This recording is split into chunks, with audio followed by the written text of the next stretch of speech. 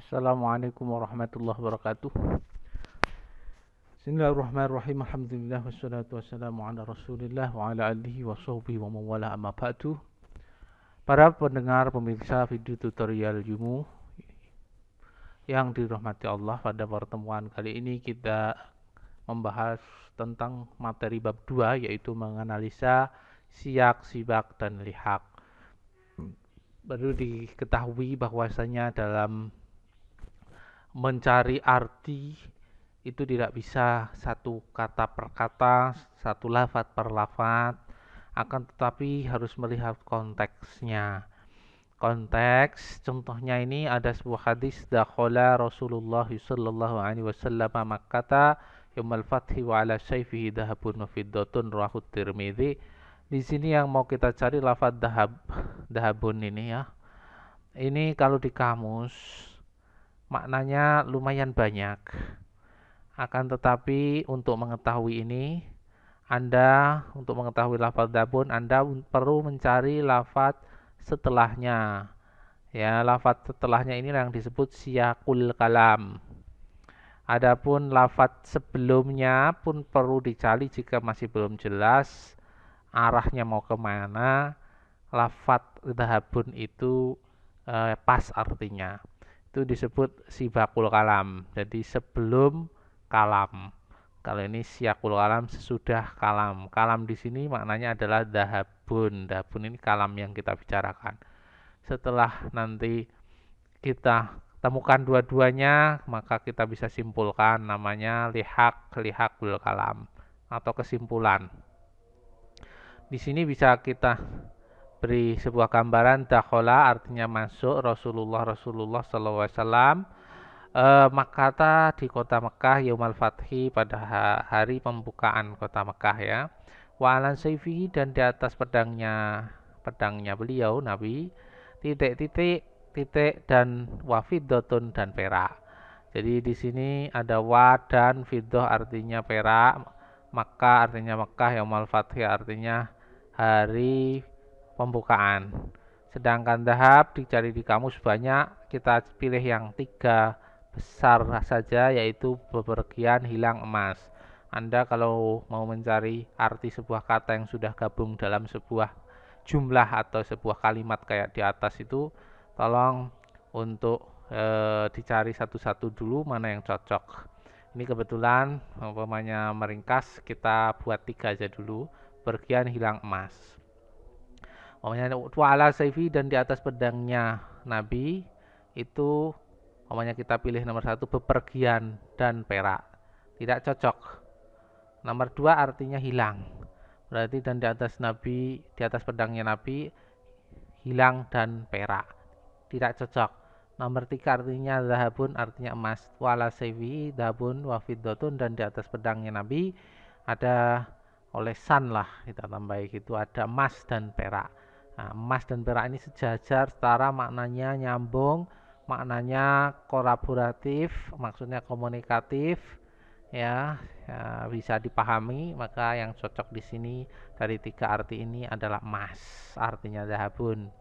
Nah, ini cara menentukan arti kalau sudah lafadz itu digabung satu dengan yang lainnya seperti ini, tidak satu-satu lagi ya.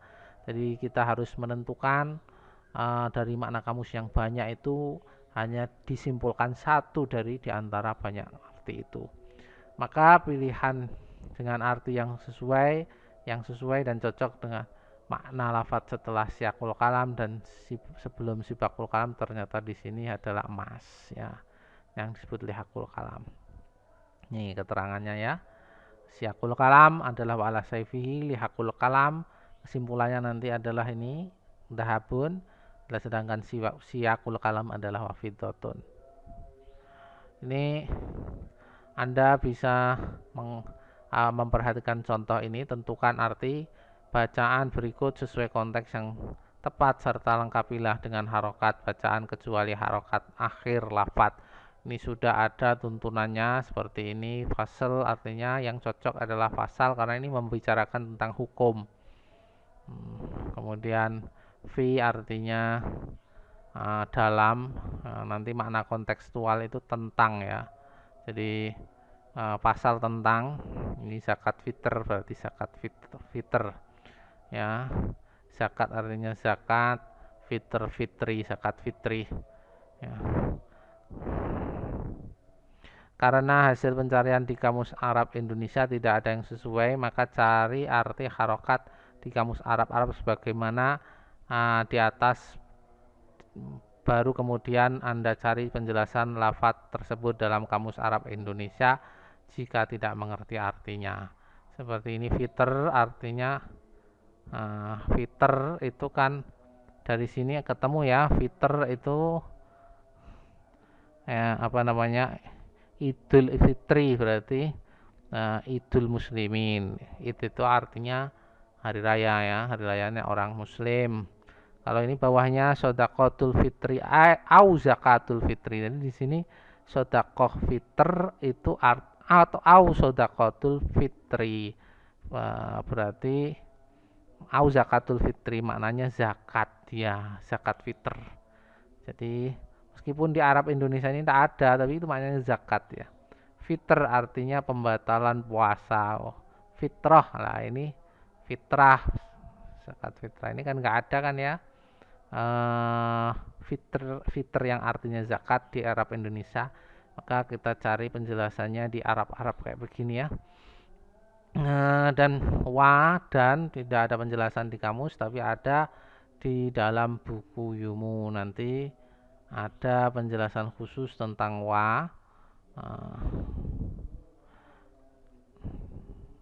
jadi ini permulaan kalam ya. Kalau permulaan biasanya ada di kata-kata yang ada di permulaan. Nanti dilihat di daftar isi akan ketemu lafaz-lafaz untuk permulaan.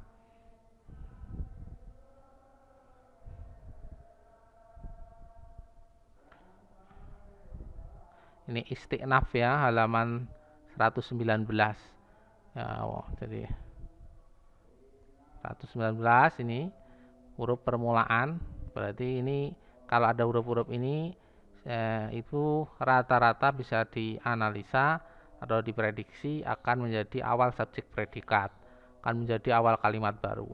Huruf ini mengawali sebuah jumlah atau kalimat baru, yaitu wa yang artinya tidak kata sambung, tidak dan ya. Berarti harus mengetahui artinya untuk mengetahui ini wawu kata sambung dan wawu awal dari subjek, itu harus tahu konteksnya dulu.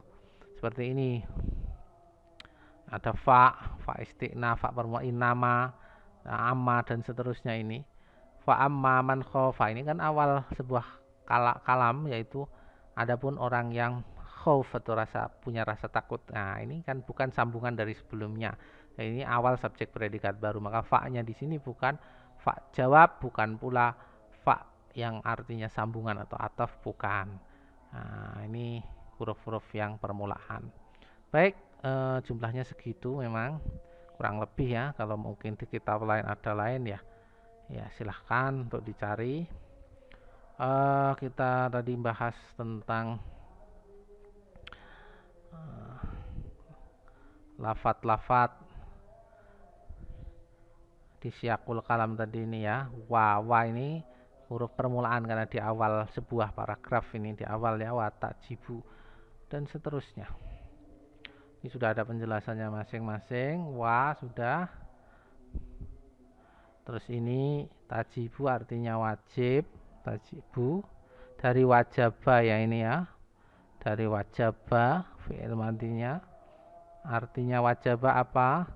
Wajaba yajibu, wajaba yajibu atau tajibu. Di sini artinya adalah wajib ya, wajaba. Wajaba di sini wajib. Wajaba yajibu ketemu tak, domir tak berarti tajibu, itu aja. Terus yuqalu, ini cara bacanya sudah. Nah, ini yuqalu dikatakan, di Indonesia, Arab Indonesia sudah ada.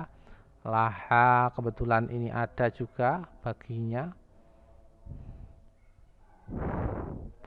Laha ini artinya kalau milih bermain-main tidak cocok, artinya bagi mereka ya, baginya baginya itu ya bagi zakat itu tadi.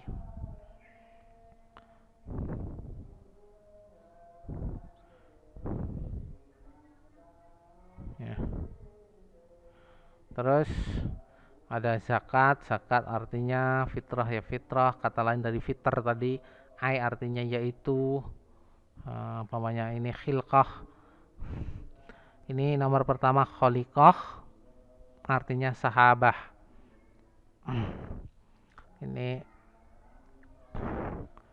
Ini berkaitan yang cocok. Kalau sahab itu kan beda dengan yang mau kita bahas. Ya, kalau sahabah itu teman, sahabah itu bisa mendung ya.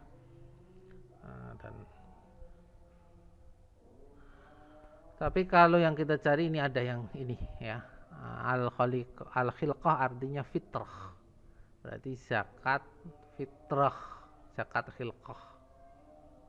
Artinya juga bisa hay'ah.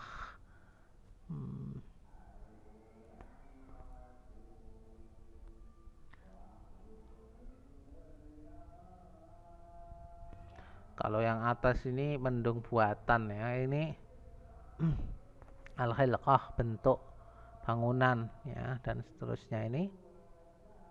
Ya, jadi kalau di bahasa Indonesia ini kan khilqah ya harokatnya, khilqah artinya adalah alami, fisik, berarti bentuk fisik, berarti kita paskan secara konteks berarti zakat fisik, zakat badan. Baik sebab huruf jar bahasanya sendiri ada di daftar isi, silahkan dilihat. Salasa artinya 3, asya jamak dari syai' itu asya sudah ada langsung di Arab Indonesia, sesuatu itu Anda sudah bisa untuk menerjemah total daripada yang tadi kita berikan contoh di sini ya. Contoh yang ada di sini ini sudah bisa kita simpulkan, kecuali harokat akhir nanti kita akan bahas di bab-bab selanjutnya, yaitu bab khusus nahwu. Jadi watajibu ini zakat fitr kita wakafkan dulu ya. Wa yuqalu laha yang tidak ada di kamus kita wakafkan, yaitu huruf-huruf akhir biasanya. Ada yang sudah ada, ada yang tidak ada. Laha zakat fitrah ay khaliqah bisalasah asya. Nah, kita begitu aja. Fasal fi zakat fitr kita belum bahas huruf jar. Itu sudah bisa kita bahas di sini, sudah bisa kita jelaskan di sini pasal tentang zakat fitrah dan wajib zakat fitrah, dan dikatakan juga pada zakat fitr ini tadi adalah zakatul fitrah. Jadi ada yang menyebut zakat fitr, ada yang zakat fitrah. Ay khaliqah yaitu maksudnya zakat fisik, di salah satu zakat badan dengan sebab 3 macam perkara. Baik, itu sudah bisa kita simpulkan. Meskipun ada kurang sedikit di akhir, yaitu tentang i'rab nahwu. Nah, harokat-harokat yang berhubungan dengan nahwu. Baik, dari sini membaca kitab insyaallah tidaklah sulit sesulit yang dibayangkan ketika kita hanya belajar nahwu shorof saja.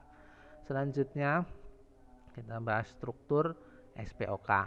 Baik, kalimat dalam bahasa Indonesia perlu diperhatikan ketika Anda nerjemah, karena banyak dari kita yang bingung ketika menerjemah Arab Indonesia karena bahasa Indonesia kita pemahamannya belum tepat. Kita bahas dulu karena kita menerjemah ke bahasa Indonesia ya. Kalimat dalam bahasa Indonesia ada 2, verbal dan kalimat nominal. Kalau kalimat verbal jelas dia predikatnya berupa kata kerja. Budi makan pisang yang enak. Budi jadi subjek, makan jadi predikat, pisang jadi objek, yang enak jadi kata majmu'. Kata majmu' itu masih penjelas dari objek. Ya, 2 kata terlebih yang menjelaskan suatu kata. Ya, yang enak ini menjelaskan pisangnya yang enak ya. Ini nama kata majmu' atau frase. Dari sini predikatnya berupa makan, ini jelas ini namanya kalimat verbal.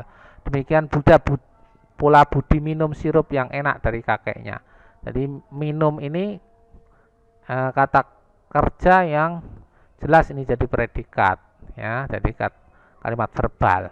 Akan tetapi kalau kalimat nominal predikatnya atau penjelas subjek, predikat itu penjelas dan pelengkap subjek, tanpa predikat subjek tidak bisa dipahami. Yaitu kalimat yang predikatnya bukan berupa kata kerja, melainkan kata sifat, kata benda, kata bilangan, kata ganti, atau kata keterangan. Ini hampir serupa dengan jumlah ismiyah kalau dalam bahasa Arab. Ya, kalau yang atas ini mirip dengan jumlah fi'liyah yang verbal. Contohnya, Rudi adalah seorang guru. Ini kan nggak ada kata kerjanya. Setelah Rudi, kita cari informasi penjelas Rudi. Rudi itu siapa? Adalah seorang guru. Maka ini jadi predikat adalah seorang guru. Karena intinya predikat adalah pelengkap subjek. Kalau adalah saja, Rudi adalah tidak lengkap. Maka bukan predikat. Nah, predikatnya ya panjang ini adalah seorang guru. Beda dengan yang di atas, Budi minum. Itu sudah jelas. Hanya minumnya yang belum jelas, maka perlu objek gitu ya. Demikian pula bawahnya ini, Rudi senang karena lulus. Rudi senang menjadi predikat dari Rudi subjek karena lulus, keterangan alasan. Baik, panjangnya 100 meter dari rumah. 100 meter itu sudah menjadi penjelas panjangnya subjek predikat ya. Pengajarnya adalah dia jadi predikat dari pengajarnya. Dan seterusnya, Rudi di rumah sekarang berarti di rumah menjadi pelengkap subjek, berarti predikat di rumah ini ya. Baik, perlu diketahui kenapa kok harus belajar subjek, predikat, objek. Karena bahasa Arab nanti strukturnya agak berbalik-balik dan perlu dipahami bahasa Arab tidak pernah kenal titik, koma, sehingga kita harus jeli dalam memaknai satu-satu mana sampai titiknya, mana komanya. Maknanya setiap subjek, predikat, objek, keterangan lengkap, maka dia berhentilah jadi titik. Titiknya ada di hati kita kira-kirakan. Ya. Jadi contohnya ini ya, Anda bisa coba sendiri. Paragraf ini pengertian riba dan seterusnya ini tidak ada, saya hilangkan titiknya di akhir ini ya. Ini sebetulnya nggak ada titiknya. Tanpa titik Anda cari titik dan komanya sendiri. Kalau Anda sudah peka terhadap ini, SPOK-nya benar, mana subjek, predikat, mana sampai titik atau akhir sempurna daripada satu kalimat, maka Anda sudah paham bahasa Indonesia tentang menentukan titik koma. Sehingga ketika Anda membaca kitab kuning atau kitab gundul yang tak ada titik pemberhentian sebuah kalimat, maka Anda insya Allah tinggal memindahkan pemahaman itu, walau ada berbeda, tapi insya Allah sangat membantu ya. Contoh ini kita terjemahkan dengan teori yang ada di bab 2 ini. Innama ya'muru masajidallahi man amana billahi wal yaumil akhiri wa aqama sholata wa atas zakata wa lam yakhsha illallaha. Innama ini tadi sudah saya jelaskan ya, ada di huruf istiqnaf yaitu permulaan. Innama sesungguhnya berarti ini permulaan. Sesungguhnya ya'muru meramaikan masjidallah, ini satu kata majmu', hati-hati tidak boleh dipotong, kata majmu' dua kata ini ya. Masjidnya Allah. Man amana, orang amana yang beriman, billahi pada Allah, wal yaumil akhiri dan pada hari akhir, wal aqamas salata dan mendirikan salat. Siapa si orang tersebut, wa atas zakat dan menunaikan zakat orang tersebut, lam yakhsha illallaha dan dia tidak rasa takut, ada rasa takut kecuali melainkan pada Allah. Dari sini innama ya'muru ini sungguhnya yang meramaikan masjid. Meramaikan ini ada kata kerja meramaikan. Subjeknya mana? Pelaku yang meramaikan mana? Masjid ini kalau dalam bahasa Indonesia objek ya, meramaikan masjid. Siapa yang meramaikan masjid? Ya itu kan perlu kita cari. Jadi kalau nggak tahu bahasa Indonesianya bingung ya. Yang di sini yang cocok, kalau ada kata yang bermakna kerja seperti ini dalam bahasa Arab ini fi'il ya, itu bisa disimpulkan nanti dengan trik ilmu. Anda berikan pertanyaan apa atau siapa. Jika itu berakal berarti siapa. Jadi di sini innama ya'muru artinya adalah meramaikan, berarti siapa yang meramaikan gitu ya. Kalau ada di setelahnya berarti itulah subjek. Kalau nggak ada jawabannya di setelahnya ya'muru, maka Anda harus membuat kata ganti atau domir.